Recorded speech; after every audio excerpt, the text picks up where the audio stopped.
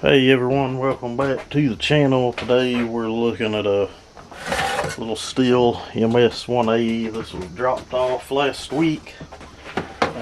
Obviously it's a no run. Obviously it's seized and seen better days. Let's see if I can get this recoil assembly back off of here.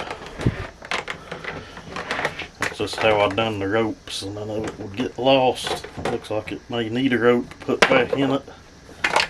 That one has seen better days, but honestly, I think this saw's just done a lot of setting. I don't think it's ever been ran or used much at all, if any. And I'll show you more along the lines of why I think that shortly.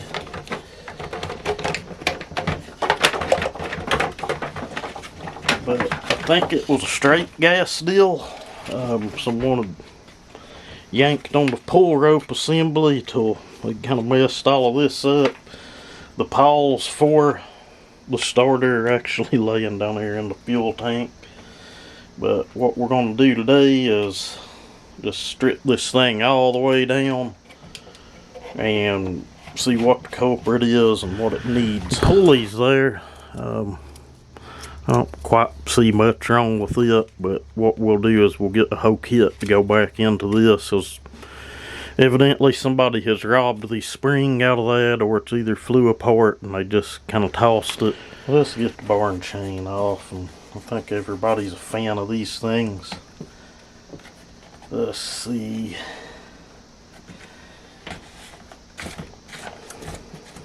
They're not that bad either, but I'd much rather just have the 2 bar nuts, but you know, for somebody, the homeowner, which is what's going to buy this, a lot of companies do use these things.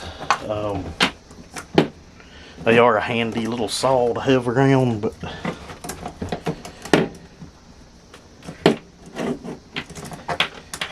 there's a barn chain. Like I said, I don't think this thing's got a lot of time on it.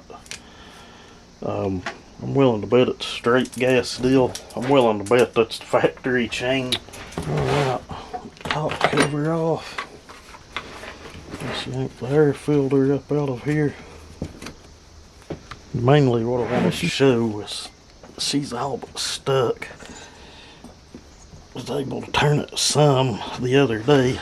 So in my other tear down video, I think on a 170, I had somebody tell me I done this wrong. They would not recommend doing this way.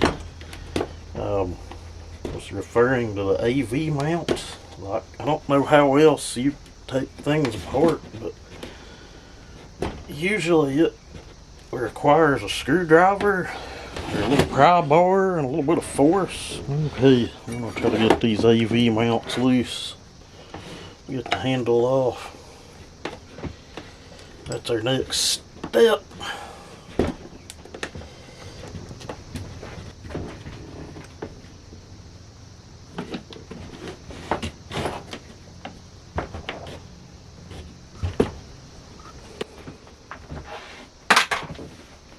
The AV mounts are honestly what holds the saw together, believe it or not. Got one down here and one up at the top on these saws.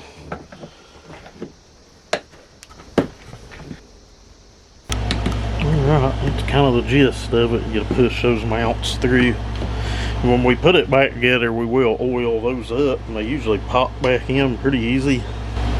Got that one popped through. We like this one up front.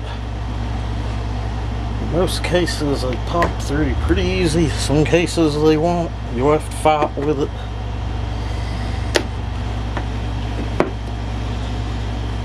You get the idea, I guess. Going on to remove these two T25 screws.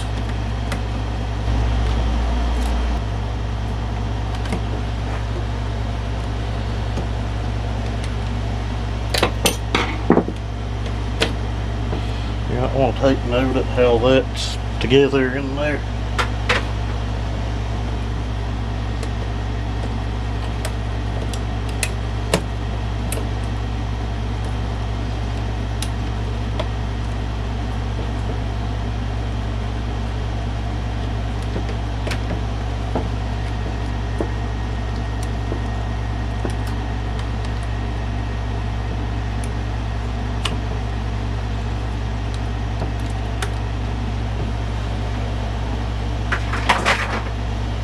handle should be free.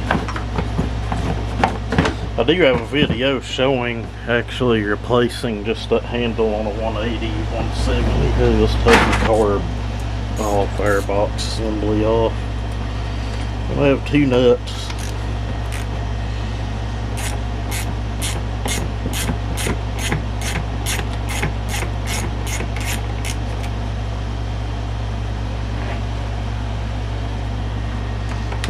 Here.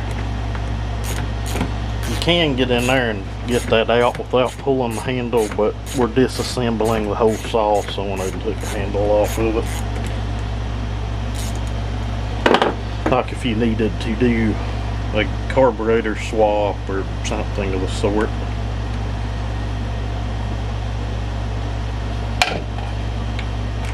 I've got a little cup over here I'm dropping everything in because it may be a week or 2 before this goes back together.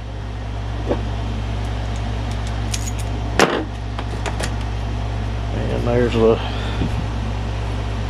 this setup very similar to like your ms250 style carburetor.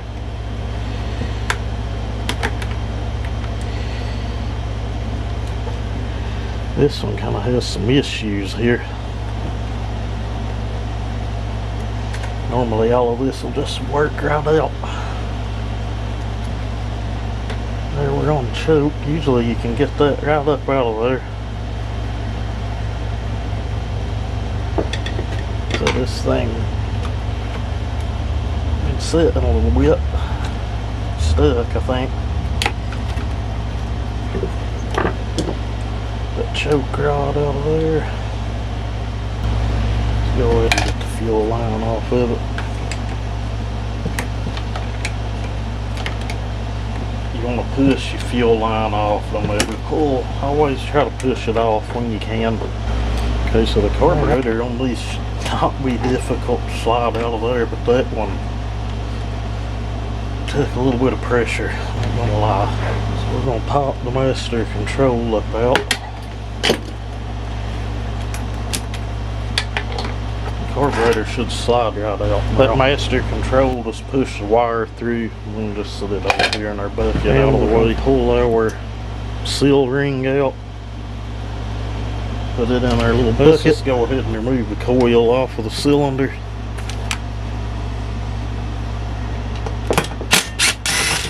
I kind of wonder if the recoil might have been the original problem, and maybe they just tossed it in the back of a truck and it's set and weather is kind of taking its toll on the saw.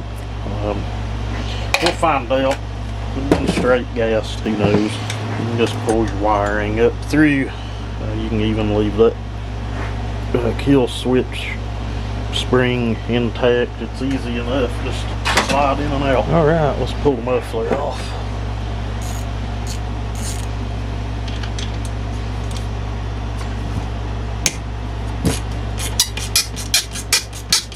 This is going to tell the tale when we pull the muffler off, maybe. Sometimes you can see damage through the muffler hole, in other cases you can't.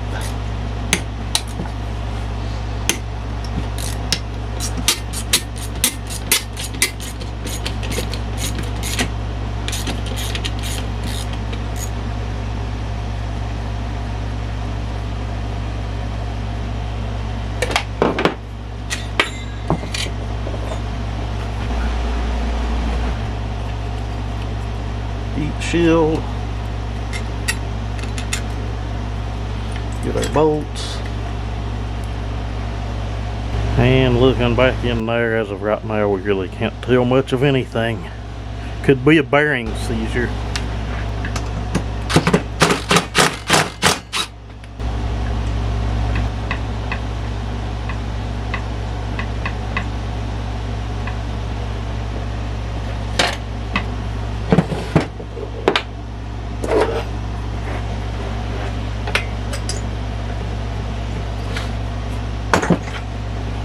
Some saws you can do that on, others you can't. This is one of the ones you can. You just get that flat part of that scrunch behind it and give it a good turn. In most cases, it'll pop off of there, which appears to have very little wear on it. Like I said, I don't think this saw's been around a lot. What I mean by that, unless it's been replaced, and I doubt it. I don't think she's been around a whole lot. Don't let the YouTube experts see you using impact on a clutch.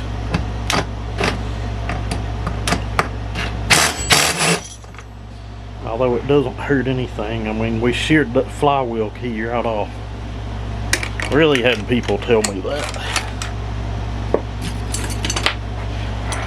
But they think sticking a rope in the cylinder and sitting and beating and banging with a hammer on something's a lot better.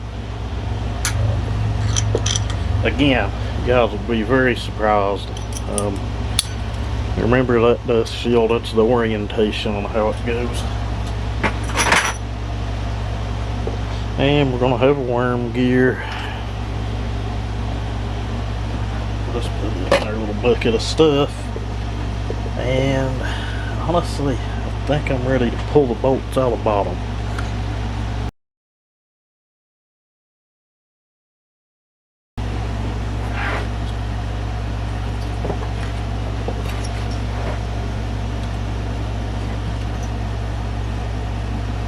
I swear every piece of rubber on this saw has been like super stiff. It's not necessarily a bad thing, but it can make things a nightmare for someone like myself taking it apart.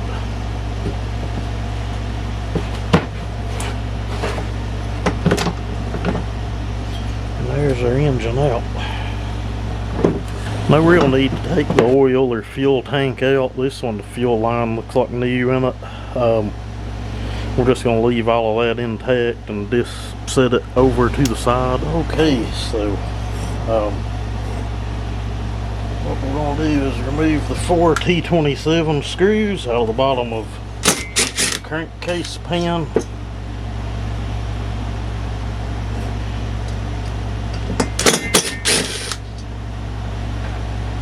Put them in our bucket.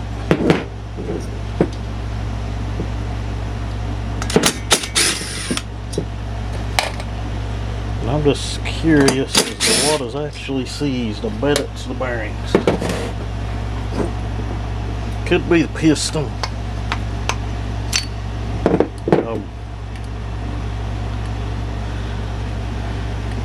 Honestly, piston looks okay. Not a lot of carbon build up. We have seized bearings. I really figured this thing was a straight gas, but someone has honestly just left this thing sitting out in the weather and it's had a bearing seized, just like the carburetor plates were seized on it. All over a recoil. That's pretty sad. Alrighty guys, there you have it. Complete disassemble ms170, ms180, which is what this is. Looks like we've just got bearing seizure from setting out in the elements. Looks like they were about to junk a saw just over a starter recoil. It happens all the time, but it is what it is. Not everybody's a saw technician, and you know, these saws are kind of so inexpensive. In some cases, you know, it's just more cost effective to go buy a new saw, but in this case it'll be a cheap fix. I may even have a set of bearings laying over here. We'll have to see. But anyway, I understand to some of you gearheads this stuff's boring, and half of you probably didn't even watch it, so saying that was pointless. But to somebody that it may help, I hope it helped you. Anything else you need to know in detail, throw it in the comments or shoot me an email. And as always, everybody have a great day.